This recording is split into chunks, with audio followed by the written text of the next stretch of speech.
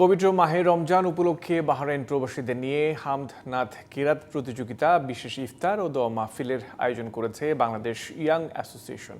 বাহরাইনের তুবলিতে অনুষ্ঠান অনুষ্ঠিত হয়। এ সময় প্রধান অতিথি ছিলেন বাংলাদেশ দূতাবাসের প্রথম সচিব মাহফুজুর রহমান।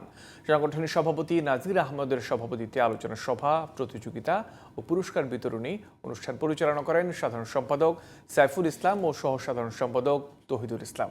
হামদ নাথ কিরাত প্রতিযোগিতায় বিচারক ছিলেন বাংলাদেশ দূতাবাসের আইন সহকারী ডক্টর মোহাম্মদ নাজমুল ও ইয়াং অ্যাসোসিয়েশনের সহসভাপতি হুমায়ুন কবির। এছাড়া উপস্থিত ছিলেন বাহরাইনস্থ বাংলাদেশ কমিউনিটির বিশিষ্টজনেরা ও বিভিন্ন সংগঠনের নেতারা।